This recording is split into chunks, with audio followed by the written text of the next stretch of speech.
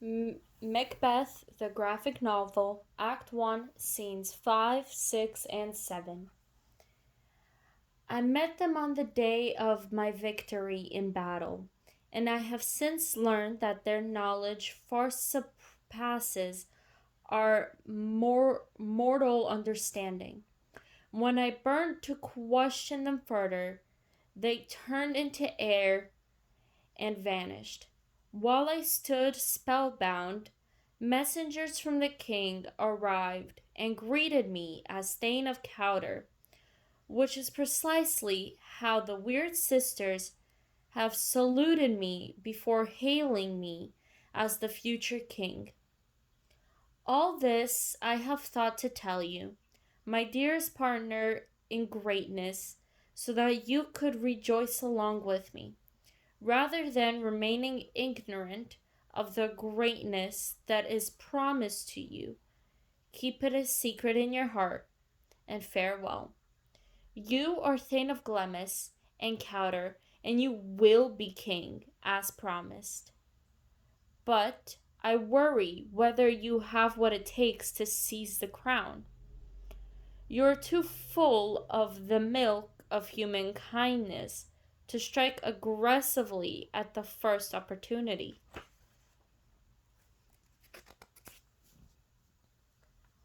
You want to be powerful, and you don't lack ambition, but you lack the wickedness that should accompany that ambition. The glory you wish for, you want to achieve righteously. You won't cheat, yet you want what doesn't belong to you. You wish for the thing, great Glamis, that calls you to commit a terrible act, and you wish to see that act done, but are too afraid to commit it yourself. Hurry home, and I will pour my fighting spirit into your ear, and with my brave words, I'll drive away everything that stands between you and the golden crown, which fate and witchcraft have already placed on your head. What news do you bring? The king comes here tonight. You must be mad. Isn't Macbeth with that king? And if the king were really coming, wouldn't Macbeth have told me in advance so I could prepare? Please, milady, it's the truth. Our Thane is coming. He sent a messenger ahead of him, who arrived here so out of breath that he could barely speak his message. Think, take good care of him then. He brings great news. So the messenger is hoarse, Like a raven, he croaks Duncan's fatal entrance into my fortress. Come, you spirits that assist murderous thoughts, take away my womanhood and fill me from head to toe with deadly cruelty.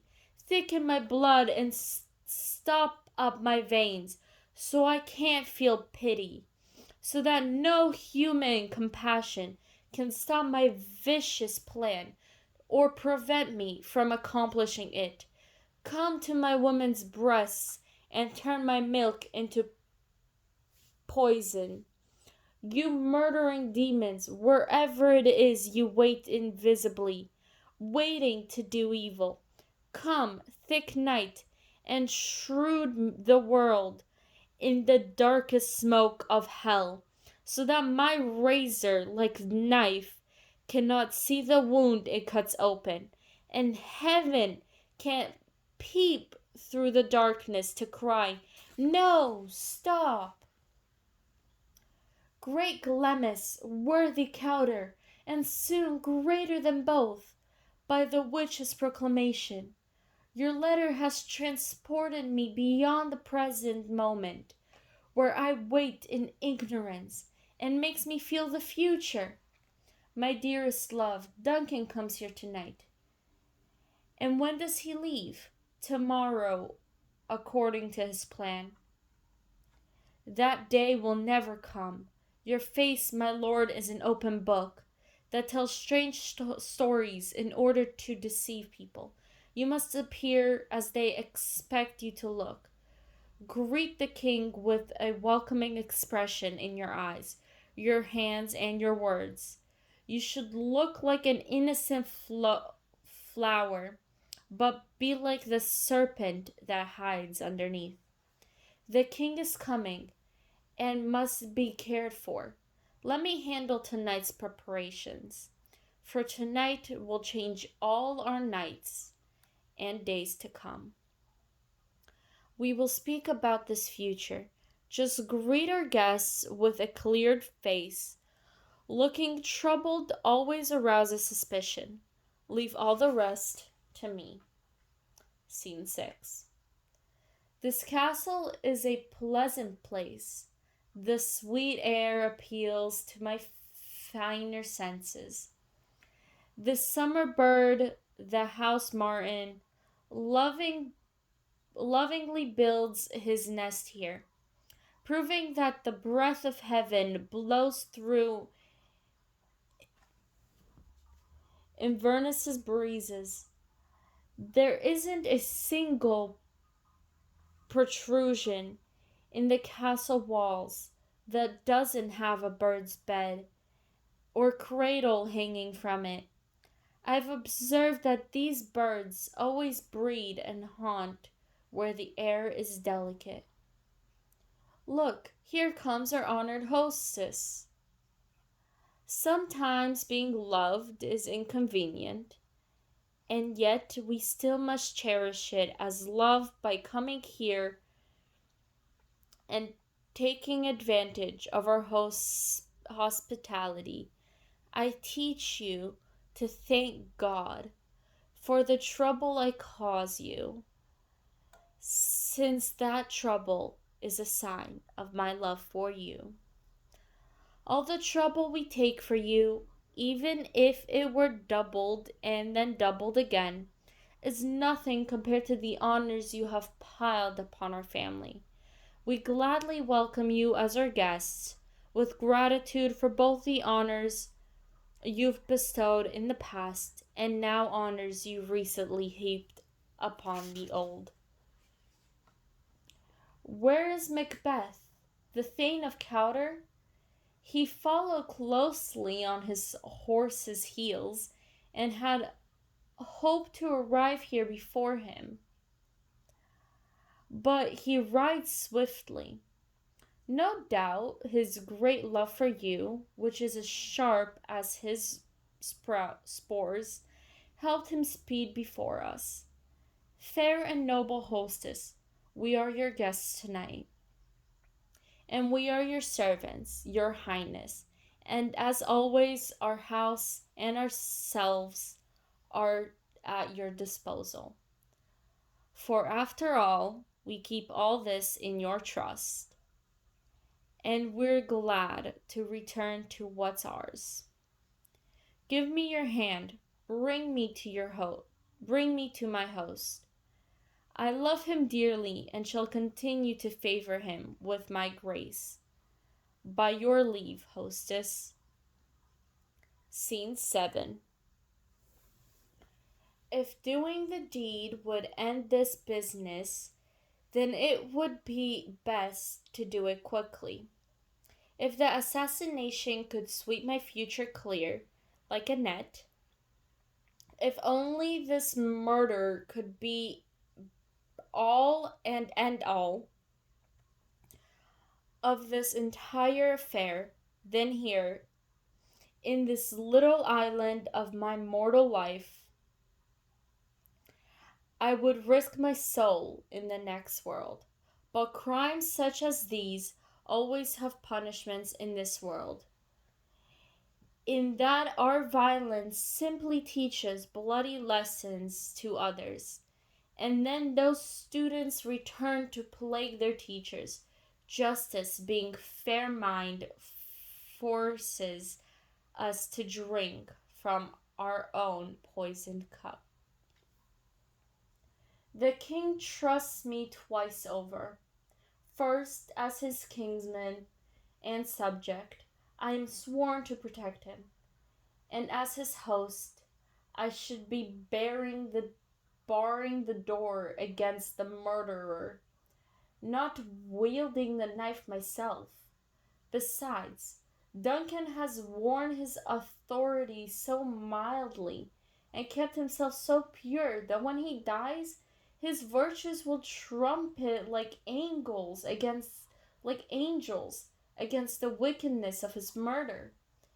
Pity like a naked newborn babe will ride the stormy winds, or else the winged angels on invisible horses will blow news of the horrible deed into every eye, so that the people's tears drown the air. I have nothing to spur me into careful action. All I have is this wild ambition, which might make me value too high only to crash on the other side. What news do you have? He has almost finished dinner. Why did you leave the banquet hall? Has he asked for me? Don't you know he has? You can't go on with this plan. The king has just honored me, and I have earned the good opinion of all sorts of people. These glories should be worn now while they are fresh, not tossed away so soon. What happened to your dream? So it drunk when it made these plans? Was it drunk when it made these plans? And did it go to sleep only to wake up green with sickness and pace in fear at its former boldness?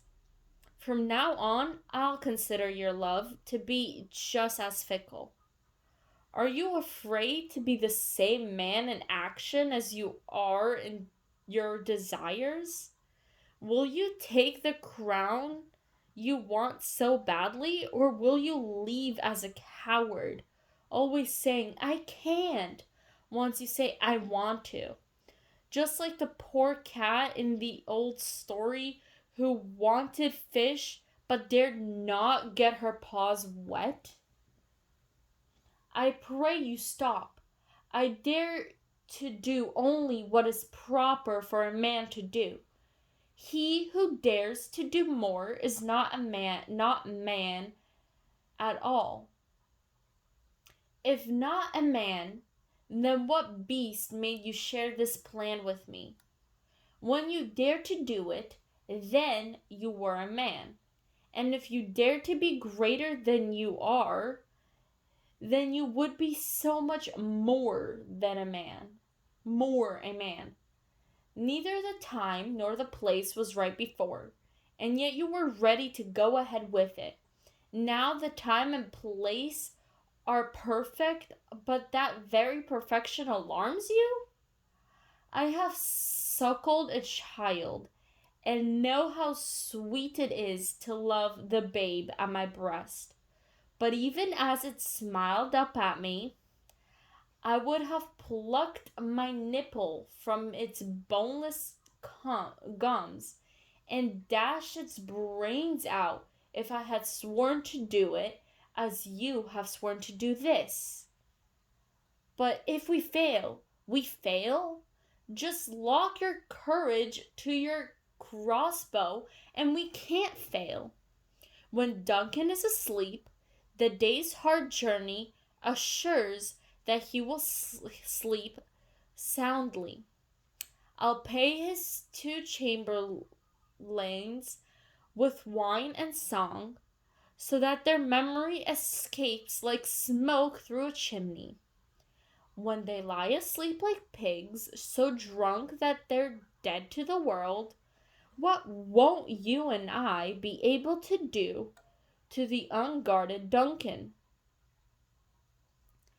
What won't we be able to pass off as his drunken servants, who will bear the guilt of our great crime?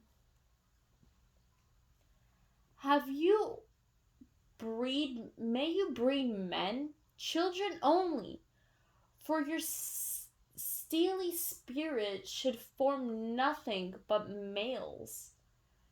Once we have covered the two servants with blood and used their very daggers to commit the deed, won't people believe that they were the culprits? Who will dare think otherwise? When we grieve and clamor so loudly over Duncan's death, I am settled and will exert every muscle in my body to commit this crime. Go now, and mock the night with your hospitality. Hide with a false, pleasant face that you know in your false, evil heart.